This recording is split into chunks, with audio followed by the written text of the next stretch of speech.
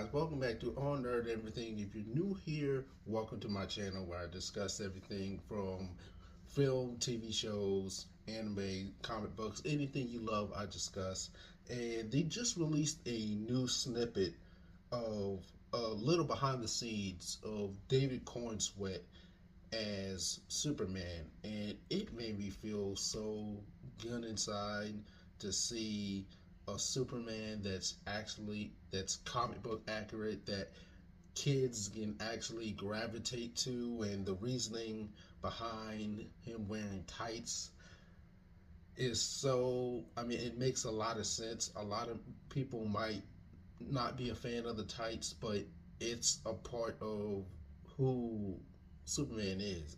He feels naked without it, in my opinion. Now, don't get me wrong, the rebirth costume of Superman is dope, but I mean, David Cornsweet convincing James Gunn to put the tights on Superman, excellently done. The only thing I'm a little critical of are the lines. I'm not a fan of the new 52 with the costume with the lines on it. But other than that, I think it looks beautiful.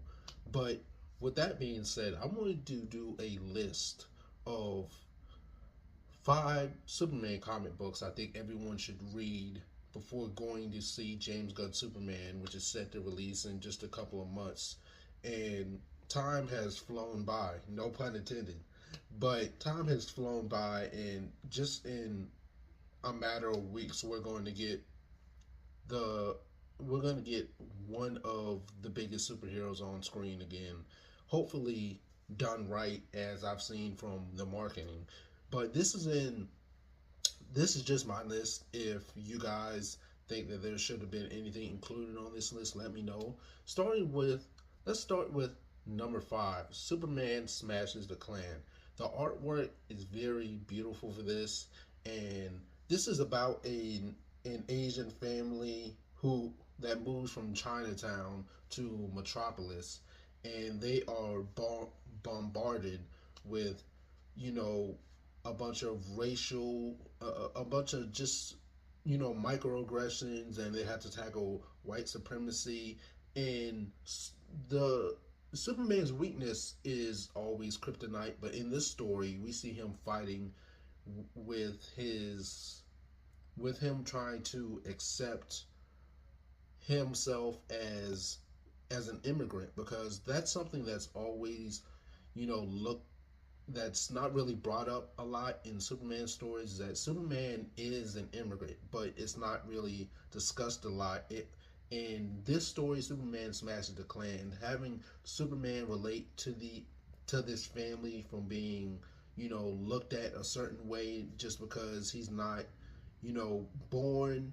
I mean, just because he's not born in, just because he's not born on Earth, and yeah, they weren't born in Metropolis. That's something that they can relate to, is that they're both perceived a certain way just because they're not Americans. So yes, this was a really great story. It tackles microaggressions, white supremacy, self-hatred. It's very well done. The artwork is spectacular. You guys need to give Superman Smashes the Klan a read. It's excellent. Next up, for number 4, I'm going to have to say Superman Up in the Sky. Now, this is written by Tom King, and Tom King is very divisive. Some people love him, some people don't like him because of his, like military propaganda. I haven't read too much of Tom King to determine that myself. However, Superman, he wrote 2 of my favorite DC stories, and that's this, Up in the Sky, and Woman of Tomorrow, Supergirl Woman of Tomorrow, which is also being adapted, which I can't wait to see that. But Superman Up in the Sky, I would say it's more of an investigation story more than anything. And when this girl from Metropolis is kidnapped, her parents are killed during the house invasion. 2 of her sisters are in the hospital, and I think one of them died as well. And she's kidnapped from off of planet Earth. And what I really like about what I really like about this story is that it shows that one. Superman cares about humanity so much that he's willing to travel throughout the galaxy just to save one person. We also see various like flashback panels of him, racing the Flash and going toe to toe with Lex Luthor and stuff like that. One of my favorite panels in the entire, you know, arc of this story is the girl. I'm blanking on the girl's name, but the girl asks Superman. Superman asks the girl, "How did you know that I was going to rescue you?" And she says something along the lines of, "Well, because you're Superman." I also really love the discussion that they both have with the whole Superman versus Batman debate, which is something that's tackled a lot and discussed a lot between fans. And let me just say verbatim that Batman has never beaten Superman in a canon story. All of them, a lot of those fights are Elseworld or non-canon, and I think the whole thing is just utterly ridiculous.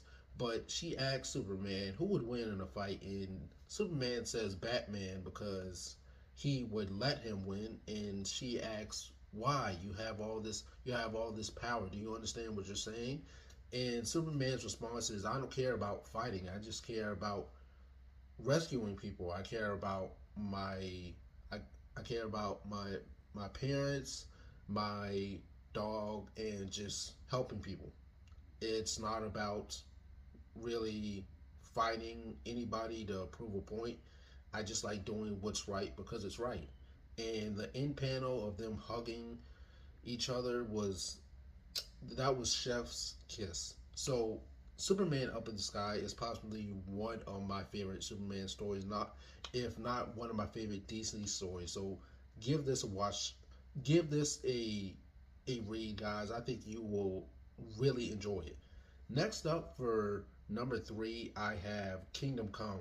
Now, Kingdom Come is written by Mark Waid and the art is done by Alex Ross. And I don't think this story would be.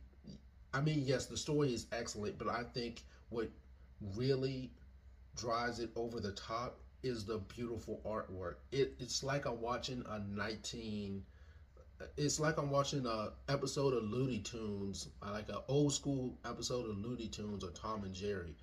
I mean, it's so excellently done. The artwork is astounding, and what I really love about Kingdom Come, it takes place. It's an Elseworld story in the near future, and it's essentially what would happen if Superman wasn't in the public eye anymore.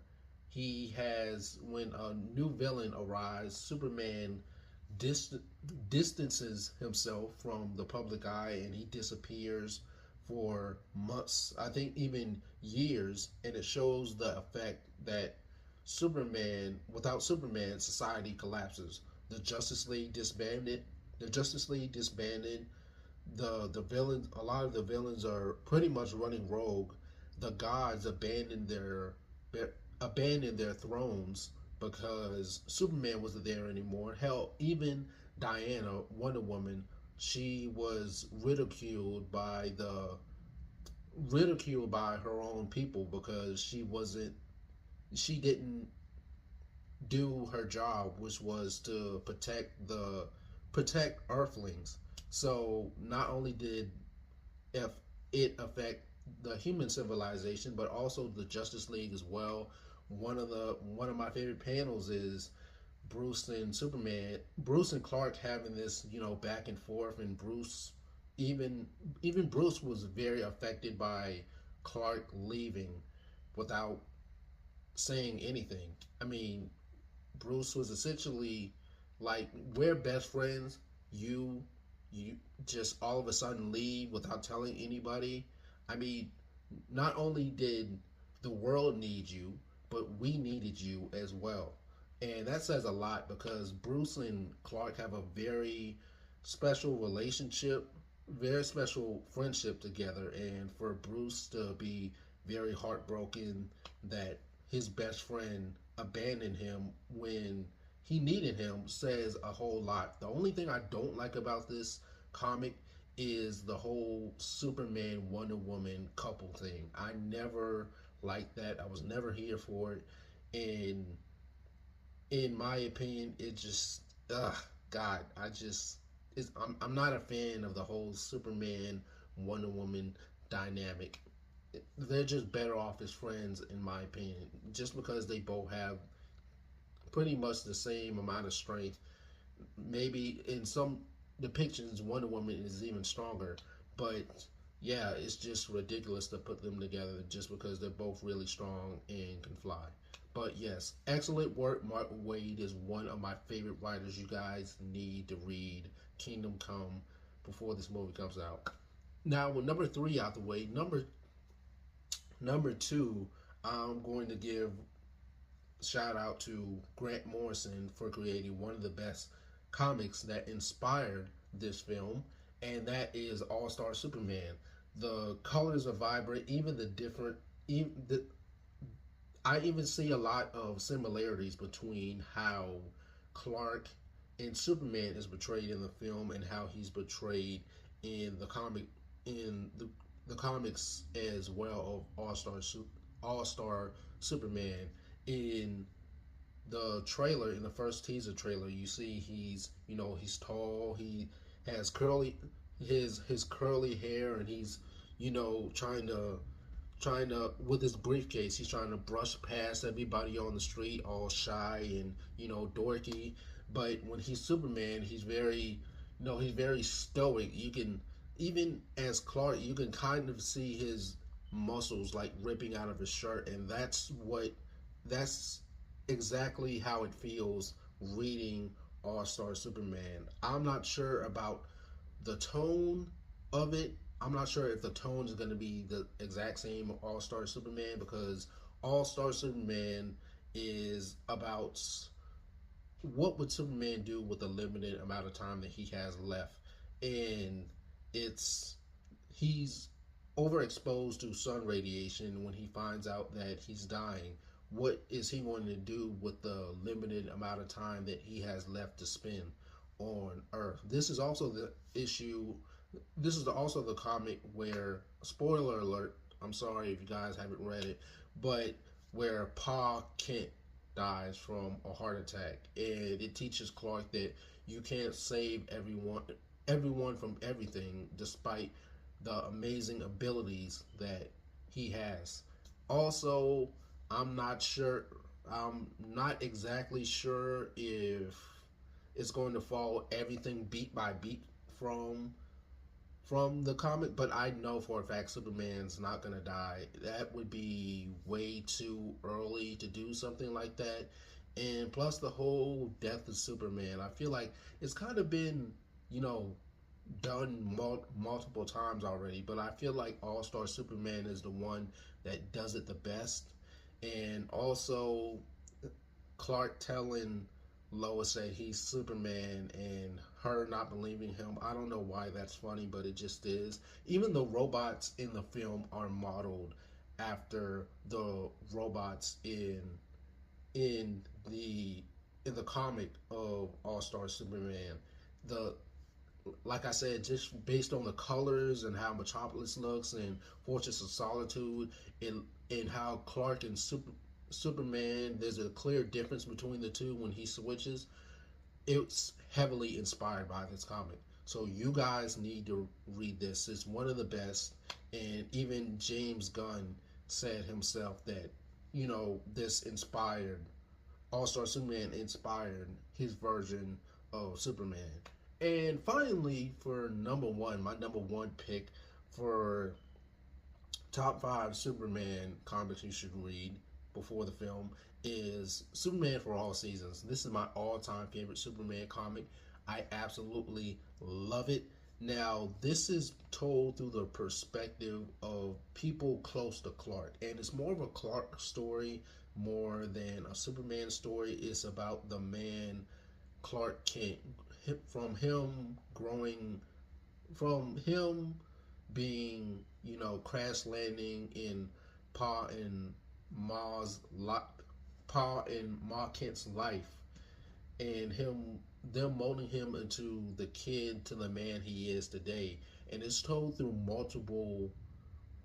the perspective of people close to him through multiple seasons of the year, so spring, summer, fall, and winter, and all of them are told through the eyes of the viewers and or the readers. So, you know, Lana Lang, Pa and Ma Kent, Lois, Lex, it's the people close to him that see this young kid be molded into the man that he is today. So I would say it's more of you know, a Clark Kent story more than a Superman story, but this is Clark returning to Smallville after moving to Metropolis, and him getting reaccustomed to where he grew up, and even Pa trying to understand that